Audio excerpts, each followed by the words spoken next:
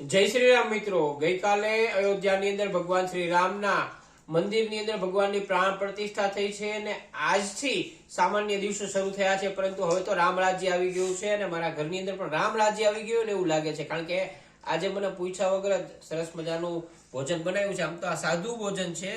રોજ ઘરવાળી પૂછે સાંજે 5-5:30 વાગે કે શું બનાવવું સાંજે, પણ આજે પૂછ્યા વગર બનાવી નાખ્યું. ખીચડી, રીંગણા બટેટાનું શાક, ભાખરી, લસણની ચટણી, છાશ અને પાપડ.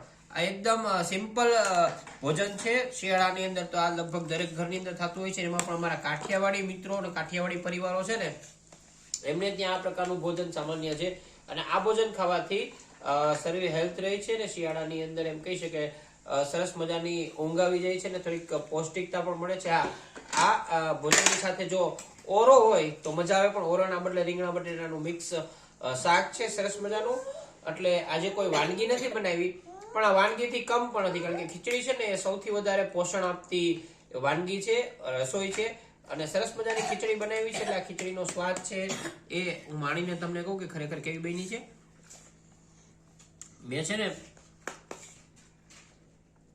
આવી ખીચડી જુનાગઢની અંદર ગિરનાર તળેટીમાં ખાધી હતી, પછી ગીરમાં ખાધી હતી, અને આવી જ ખીચડી મારે ત્યાં પરંપરાગત રીતે બને છે એટલે ખૂબ મજા આવે છે.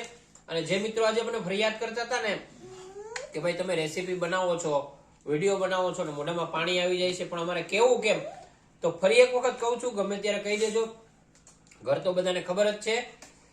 પધારો, ભોજનનો સ્વાદ આપણે સાથે માણીએ, હારે બેસીને રોટલા શાક ખાઈએ અને આનંદ કરીએ.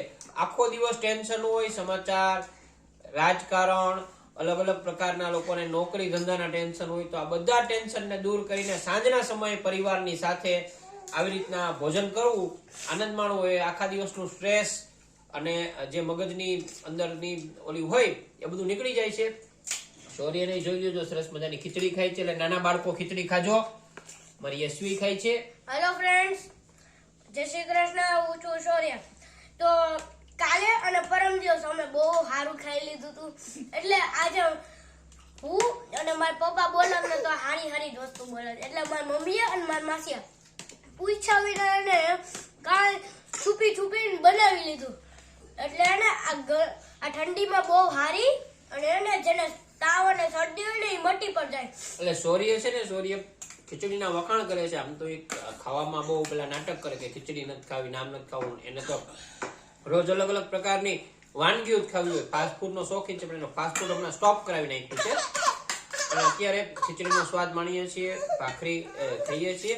તમે બધા પણ પોતાના ઘરે આજનું જે મળ્યું તમારા ધર્મપત્નીએ, માતાશ્રીએ બનાવ્યું હોય એનો આનંદ માણો. અને કાંઈ પણ ખરેખર દિલથી કહું છું, ગમે ત્યારે પધારો ઘરે, આપણે સાથે બેસીને રોટલા શાક જમશું. જય શ્રી રામ, નમસ્કાર.